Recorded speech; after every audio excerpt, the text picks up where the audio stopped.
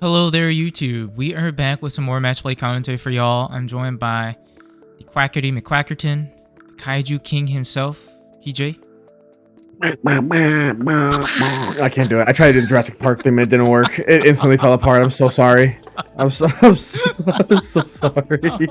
I couldn't get the tone. I tried. Oh, now it's playing in my head. I'm like thinking about it. You're welcome. Except I've got like a little like a stuffed ducky, just like going like bah, bah, bah. As he watches, he's in the back of the car. Jeff Goldblum stands up. You crazy SOB, you did it. Oh boy. But we're here with some Matchplay commentary for y'all. These are filmed over at Dean's Dugout, which is the local card shop that we go to every Sunday for Digi. Pop off at about 12:30. So if you're in the Chicagoland area, nearby Naperville, want to check us out, we're there. Great place, great mom and pop shop. So you should check them out. But in today's feature matchup, holy moly, we've got Steven playing Virus Imperial, which has been a popular deck amongst a lot of you viewers out there, going up against our very own TJ. Going with the Diaboro once again. Yep. You ready for me to misplay the EX-06 Matchplay some more? Haha. To be fair, Anthony's been doing that too, so you're not alone. Yeah, Anthony commented. I saw that comment today, and he was just like, "Oh no, I've been doing it too." I'm just like, "I'm not the only one." Yes. But yeah, should be a good matchup. I think Virus Imperial is definitely one of those decks that are just been slept on in general, and Steven's really been doing a good job repping it. He's really kind of honed his craft there, and Diaboro can do Diaboro things, so should be an exciting one. Before we hop into the round itself, though, if you do like our content, you like what you see, please do consider hitting that like and subscribe button. We would greatly appreciate it. And lastly, just feel free to check out our socials, which are linked down in the video description below. Includes our Twitter, Instagram, Discord, all of that good stuff. Without further ado, let's hop right into the round over here. Did I tell you about the match that I had against in the last round where I had like 8 tokens on board? Oh gosh, no, you didn't. Where I had I worked with effectively 23 memory in a turn. What were you because against? It was Joshua. He's playing Tyrant. But he basically kind of got stuck passing me over like 6 because he hard voted into Tyrant from 0, and then I had 3 Arata on board, so I went up to 9, and then because I had all the Kurosari, like the BT2 Kurosari and a Chimera play, I was able to gain back 8, and then I made another stack with another BT2 Kurosari that was able to gain me I gained like 6 memory off of all the stacks being there. That's not once per turn, so it was crazy. But pretty good start from both you guys. You were able to establish a level 4 in the back, and Steven's got a Wormmon in the back along with the Searcher Worm that he played out. Yeah, go ahead and play a BT5 Kara here. We'll grab the Infer. I'll bottom deck the rest. No Arata is a bit tough. So But then Steven pushes up. He uses the Wormmon start of main effect to go into the Shadra for 1. And we'll go ahead and swing using the Inheritable to pop your little guy, and then does die to a Diaboro. Swings Worm and then plays another Worm. That's 2 EX-06 Diaboro in security, which is great for me, back to back. Keep in mind, right before we started recording, I did a pile shuffle too, because I felt like my deck was clumping, and I was like, I need to fix this. I need to fix this, and so I tried to fix that, and then that happened. Gosh. And I was like, are you kidding me? Is that what we being serious right now? So I go ahead. I just play 2 Arata out. I don't want to push up my my Infer yet. I think I did not have a Diaboro just yet. For good reasons, as you can see. Steven just decides to kind of do Imperial Rush here. Yeah, it's just kind of rookie rushing me a little bit. I mean, it's so much free recursion with that deck. It's so easy because of the purple engine in there. So it does live with the Shadra because that EX-BT5 Kurosari is only 4K. And then we'll start doing some shenanigans here. We'll be able to DNA into a Dino B. Dino B effect will let him play out a rookie. Puts out the Worm. We had a little rule clarification here. We're just making sure that he'd be able to resolve the on play before the swing went through. Which is, the attack obviously happens last. I'm just a goofball and my brain wasn't working at the moment, so I wanted to just make sure I knew how it worked. So then you have to attack as part of Dino B's effect. Sure. Anyways, but yeah, so But yeah, no, I mean, definitely, like you said, good recursion. And then I think it's only going to get better with the purple egg that we're going to get, the Minomon that's coming out soon. Yeah, when we get that Minomon, it's going to be really good. Does check another errata. Or you know it, you're up to 7 memory. Yep. That's the one thing. Diaboro definitely can snowball memory with the errata. Errata is insane. Mm-hmm. I was running one Izzy in this version of the build. My build is now a lot different from this after talking with Anthony a bunch because he's the Diaboro master. But it has helped me sort of figure things out a lot more and definitely got a lot of really good playtesting out of this day. Nice. Sorry for having my stack right in the glare. That is an EX-06 Infer. I went ahead and I used the Raiji Ludomon's effect to go ahead and just tuck it under the stack, so it gives me just a layer of deletion protection. And then I evo into an EX-06 Diaboro, play out a token, which will gain a memory off of the Cursari, and now I go ahead and I just resolve everything properly here. So I just start playing out a token, gain a memory, drawing a card, token, memory, draw a card, yada yada. Just making sure I sequence everything correctly. And so I get a good board. I have a bunch of blockers on board, which is really nice.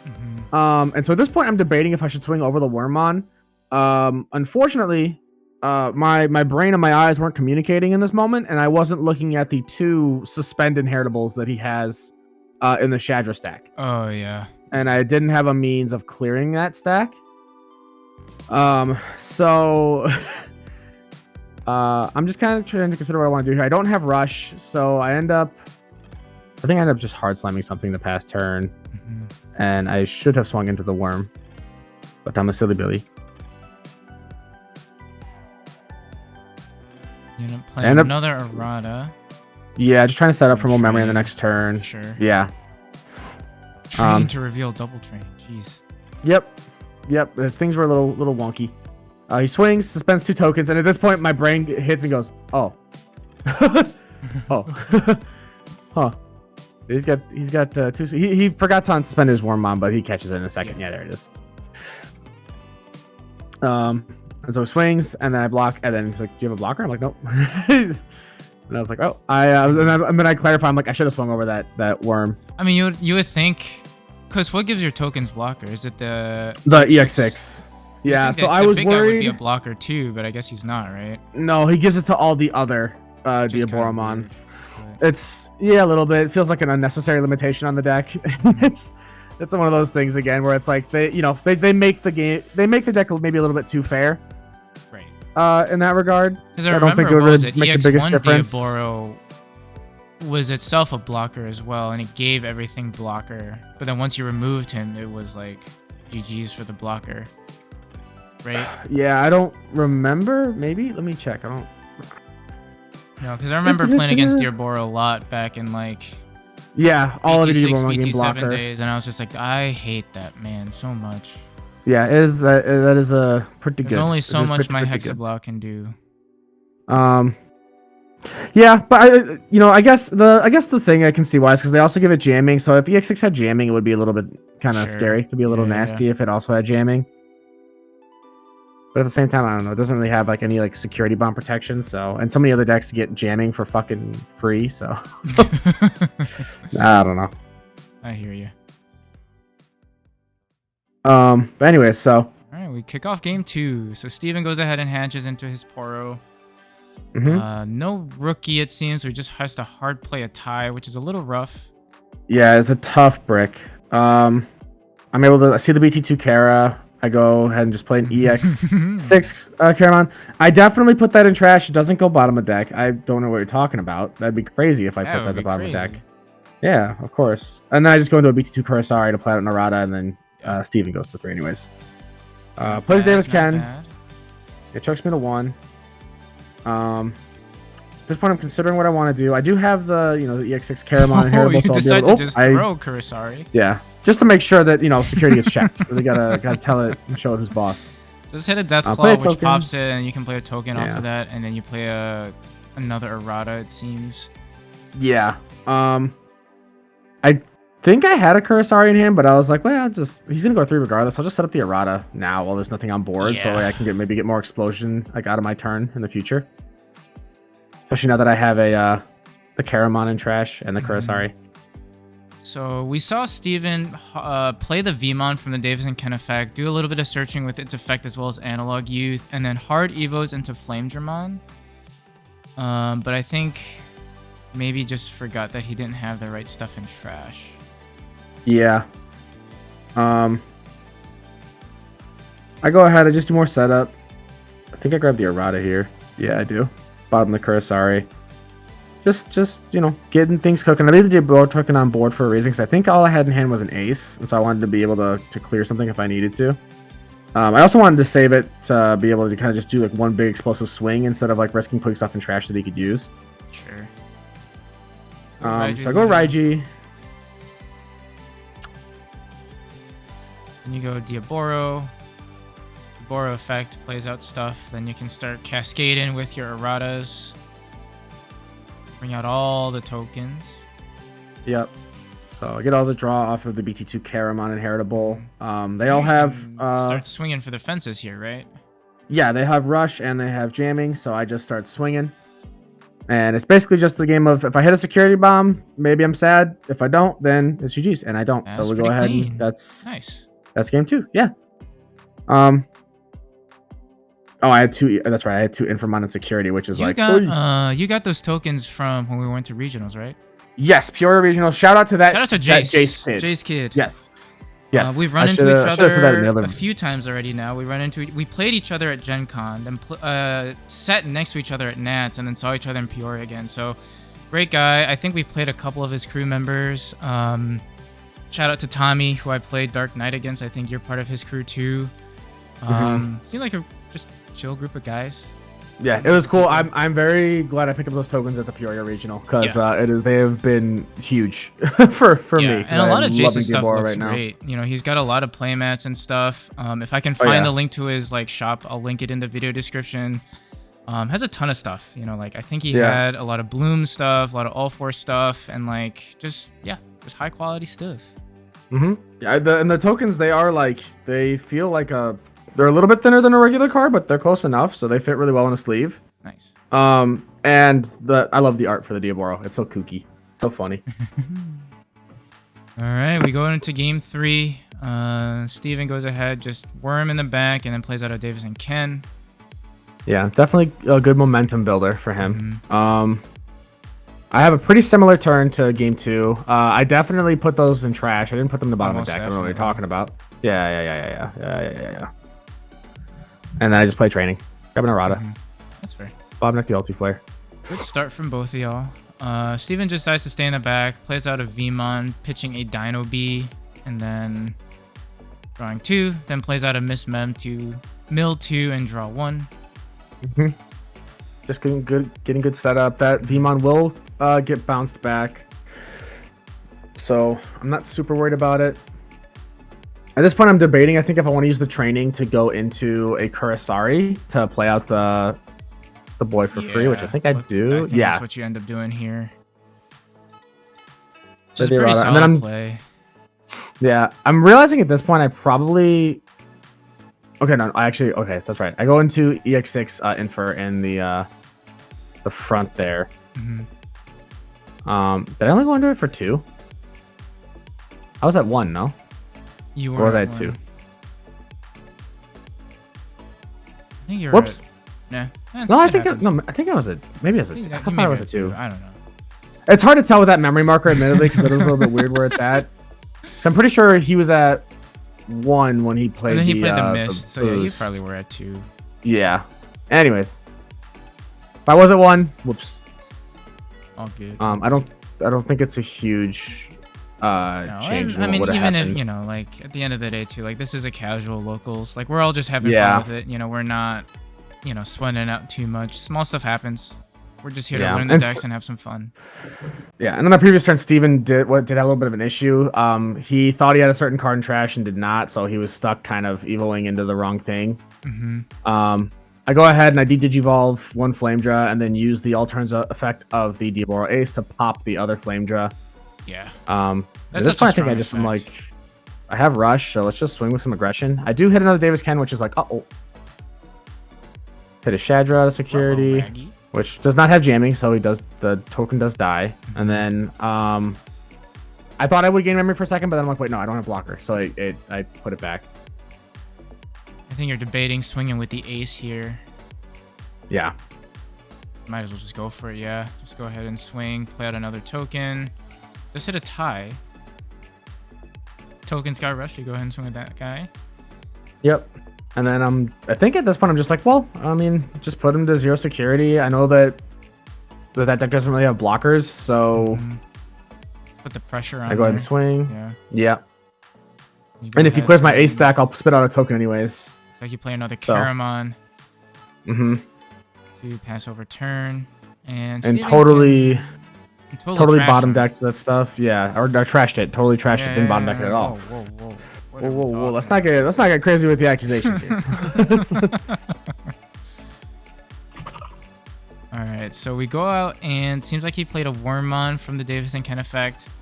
And then you point out that if stuff got played by effect, you can go ahead and I think pop one, which is I think almost was like a bait here. So he wanted you to activate that, and then so he could play this guy out. I think so. Arguably I think he wanted the much better Wormmon to play out right now. Mm-hmm. Because then he gets the Evo for a reduced cost and can chain his combos a lot more easily. So he starts getting something going here. Yeah, so now we can start to do some ping ponging. Yeah. Go Shadrach and DNA. Dino B should allow him to bring back the Pyildra that he had in trash earlier. Debating if he wants to swing, but I feel like it's probably safer to not and just keep your stuff live.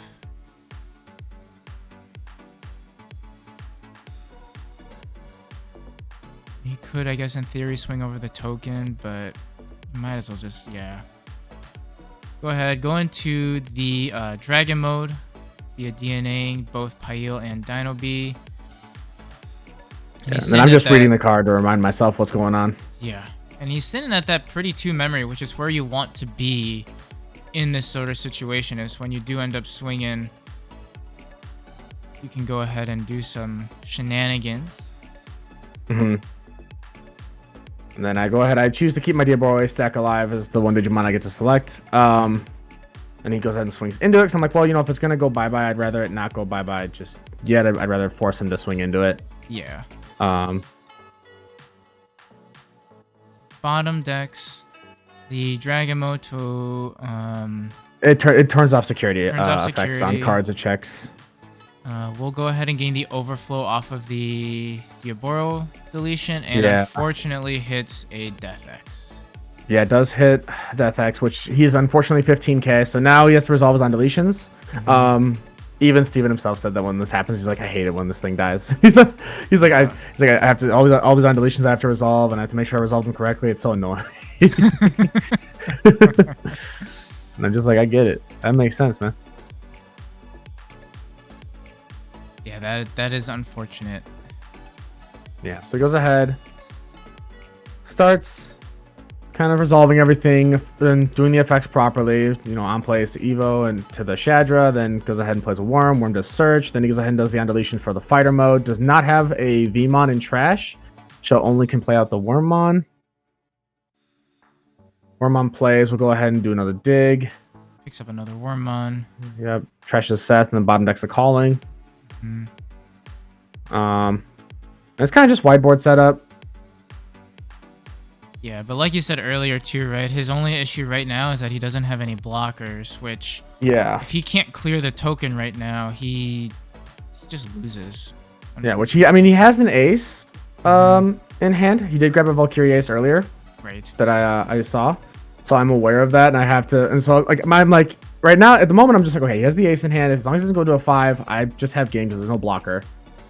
He double checks my DP amount and then goes ahead and goes into the Pale Dread. And I'm like, okay, so ace is live. Right. I have to be careful with the ace. So I shoot open a little bit of memory because of the errata. Hatch, I Evo in the back. And at this point, it's basically just, I'm trying to set something up to try and keep myself alive. Otherwise, I need to fish for Armageddon. And I do just top deck Armageddon off of the Evo and able to swing. Valkyrie can't stop that. So yeah. That's just pretty good. Play for 3 and swing for the fence. Nice. And you do end up sneaking it out in game 3. Yeah. It was definitely spooky. Yes. It definitely was a good back and forth between you guys. Steven definitely was able to pop off, just was unfortunate to hit a Death X insecurity. But I think a very good showcase of what both decks can do, you know?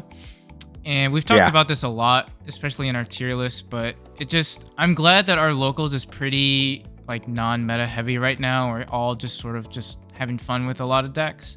And we can kind of see this and bring this out for you guys, but it just feels bad, man, when like decks like Virus Imperial honestly can do some things. Diaboro, if given enough time, maybe can do some things, right, with the right setup. But like they both just get absolutely gate kept by like Magna. Like Magna just shuts these decks down. Diaboro does okay against Magna. That's not really the worst matchup because you wideboard so hard that you can't block everything.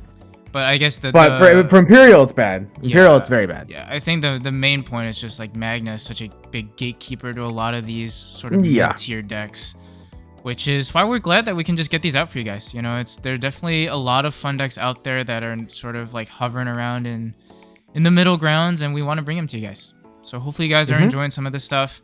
Let us know what you think in the comment section below, and hopefully we catch you on the next video. Bye-bye. Bye.